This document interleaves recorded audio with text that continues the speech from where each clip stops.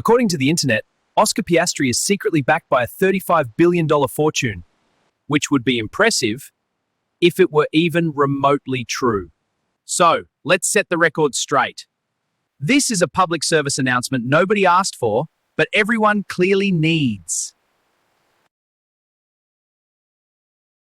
Every now and then, the internet gives us something so spectacularly wrong that it deserves to be framed, archived, and possibly studied by future historians under the category, "How did anyone ever believe this?"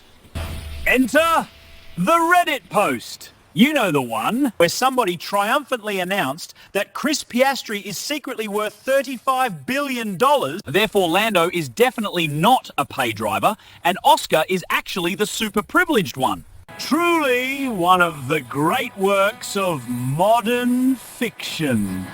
The problem? Our enthusiastic Reddit scholar accidentally confused HP Tuners, a niche automotive software company, with HP, Hewlett-Packard, a multinational tech giant worth enough to buy a small moon. A tiny, almost microscopic mix-up of about $35 billion.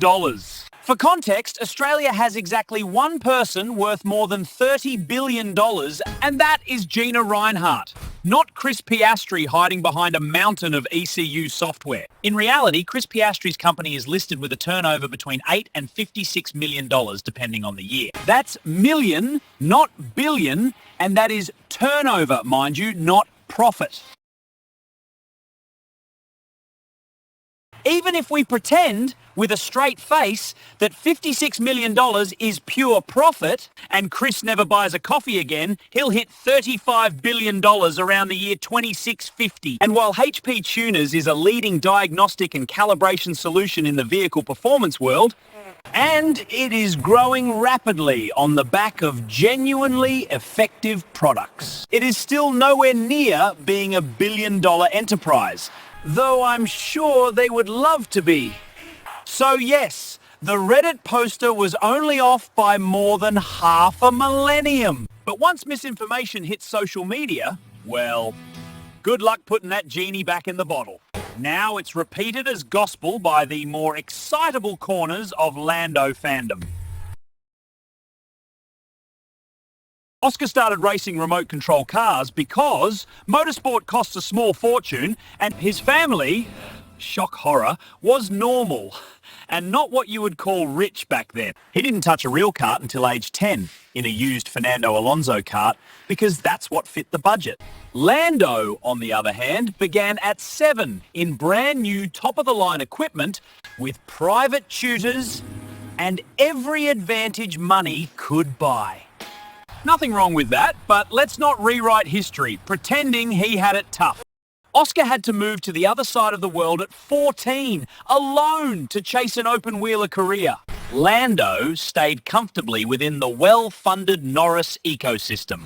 Chris Piastri has said he spent around $6.5 million getting Oscar to F1. A huge sacrifice for a normal, if now wealthy, family.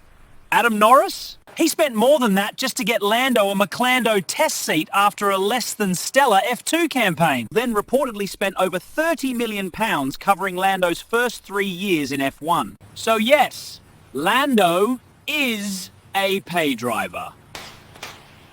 And before anyone clutches their pearls, so were many greats. It's fine, just own it. The difference? Well, it comes down to the level of entitlement.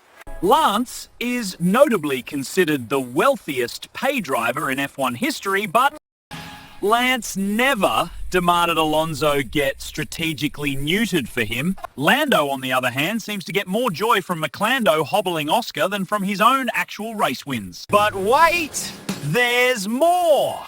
From 2020 to 2025, Fat Rat Brown was paid millions to serve as CEO of Lando's own company. Right, a conflict of interest so large, it should have had its own entry on the FIA penalty sheet.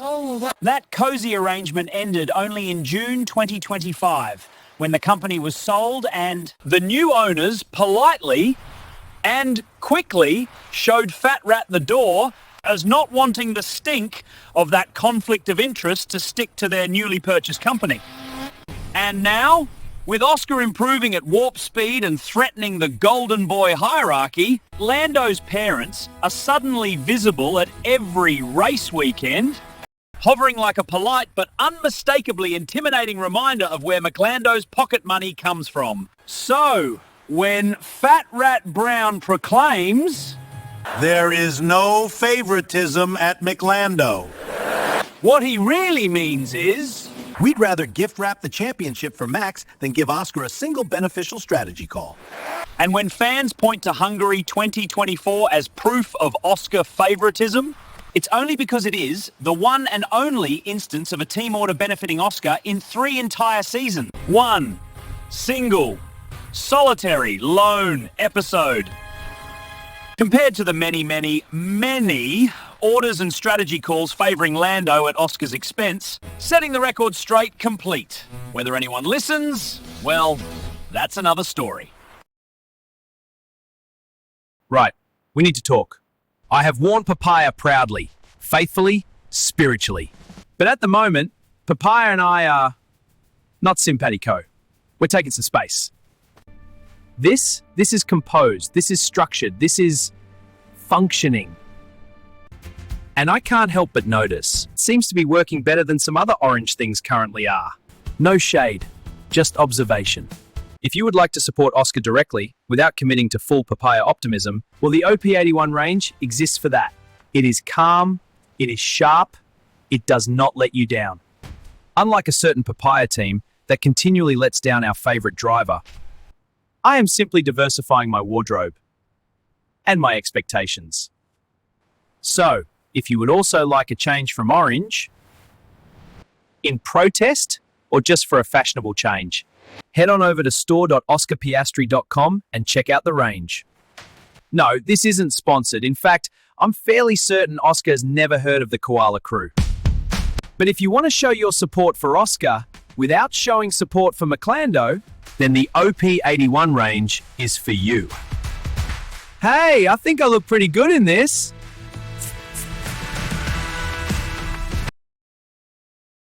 If you would like to help spread this factual response to counter the utter nonsense currently doing the rounds, then don't forget to give the video a like, and if you haven't already, then subscribe. It's free and it really helps the channel. And if you really like what Formula Koala is doing, then feel free to join or buy me a coffee.